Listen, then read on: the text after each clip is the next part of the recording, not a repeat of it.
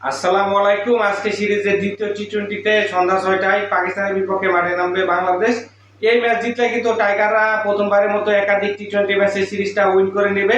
এর আগে কিন্তু 2015 সালে এখানে পাকিস্তানের বিপক্ষে একটা মাত্র ম্যাচের টি-20 সিরিজ ছিল, ওই ম্যাচটা কিন্তু বাংলাদেশ জিতেছিল। এছাড়া কিন্তু 2 অথবা 3 ম্যাচের টি-20 সিরিজ কিন্তু কখনো বাংলাদেশ পাকিস্তানের সাথে জিততে পারেনি। তো আজকে কিন্তু যথেষ্ট সম্ভাবনা রয়েছে বাংলাদেশ, স্পেশালি বোলিংয়ে গতদিন যে পারফরমেন্স করেছে তার যদি আমার কাছে মনে হয় 70-80% বাংলাদেশ আজকে ধরে রাখতে পারে, তাহলে কিন্তু জয় অসম্ভব কিছু না। অ্যাজ ওয়েল অ্যাজ ব্যাটিংও কিন্তু ট্রিমেন্ডাস পারফর্ম করে আসছে বাংলাদেশ। আপনারা দেখে আসছেন শ্রীলঙ্কার সাথে লাস্ট দুইটা ম্যাচ এবং পাকিস্তানের সাথে প্রথম ম্যাচ কিন্তু অসাধারণ ব্যাটিং করেছে। বিশেষ করে পারভেজ হোসেন ইমনের কথা না বললেই নয়, তিনি কিন্তু 39 বলে 56 রানের একটা ইনিংস খেলেছে, যেখানে কিন্তু এখানে হচ্ছে 5টা 6 মার ছিল এবং 6 গোলা কিন্তু খুবই দৃষ্টিনন্দন ছিল।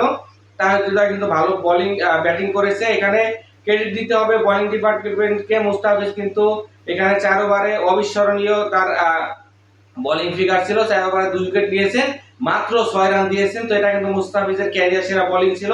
তানজিম সাকিবও কিন্তু যথেষ্ট ভালো বল করেছেন, 4 ওভারে 20 রান দিয়েছিলেন, 1 উইকেট নিয়েছিলেন, ভালো ইকোনমিক্যাল ছিলেন। লাস্ট ওভারে 12-13 রান দিয়েছিলেন, না হলে কিন্তু তার বোলিং ফিগারটাও ঈর্ষণীয় দাঁড়াতো। এখানে তাসকিন আহমেদ কিন্তু 22 রানে 3 উইকেট নিয়েছেন।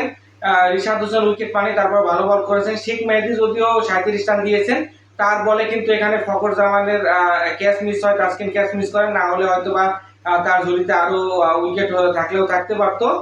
তারপরে বাংলাদেশ কিন্তু এখানে অসাধারণ পারফরমেন্স করেছে প্রথম টি-20তে। সেই ধারাবাহিকতা যদি বজায় রাখে তাহলে কিন্তু আজকে পাকিস্তানের বিপক্ষে জয় ছাড়া কিছু ভাবার কোনো অপশন নেই।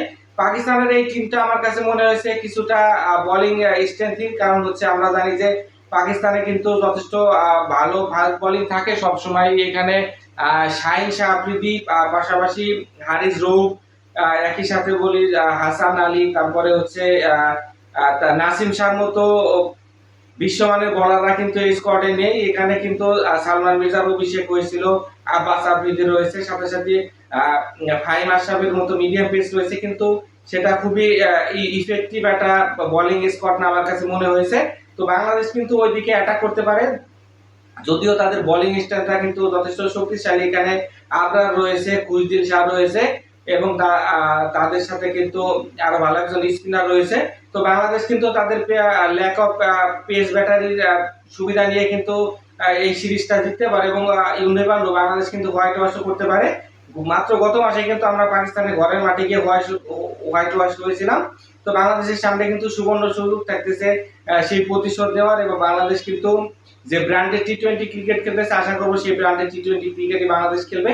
অ্যাটাকিং অ্যাপ্রোচটা আসলে এখানে খুবই গুরুত্বপূর্ণ বলে আমার কাছে মনে হয়। হার জিত থাকতেই পারে ম্যাচে, কিন্তু বাংলাদেশের টি-20 ক্রিকেটটা টি-20 মতো খেলতেই হবে। এখানে ইমন ভালো খেলেছে, এখানে হচ্ছে তামিমও কিন্তু কাছ থেকে আমরা কিন্তু বড় একটা স্কোর আজকে দেখতে পাবো বলে মনে হয়। লিটন দাস কিন্তু গত ম্যাচে ভালো করতে পারেনি, তো তার সামনে সুযোগ থাকতেছে আজকে ভালো কিছু করার। জাকির আলী অনেককে কিন্তু আমরা কয়েকটা ম্যাচে সেবে পাচ্ছি না, আশা করবো তার সুযোগ থাকলে তিনিও কিন্তু পাওয়ারিং করতে পারবেন। পাশাপাশি শামীম হোসেন পাটোয়ারি কিন্তু গত ম্যাচে সুযোগ পায়নি, সুযোগ পেলে তার কাছ থেকে কিন্তু আমরা বড় রান দেখতে চাইবো। যাই হোক, সর্বোপরি বাংলাদেশ দ্বিতীয় ম্যাচটা জিতে সিরিজ উইন করবে, সেটাই কিন্তু আমাদের প্রত্যাশা। যারা এখনো লোকাল এক্সপ্রেস চ্যানেলটাকে সাবস্ক্রাইব করেনি তারা সাবস্ক্রাইব করে আমার পাশে থাকুন, তাহলে কিন্তু নতুন নতুন ভিডিও আপনারা এই চ্যানেলে পেয়ে যাবেন। সকলে ভালো থাকবেন, আল্লাহ হাফেজ।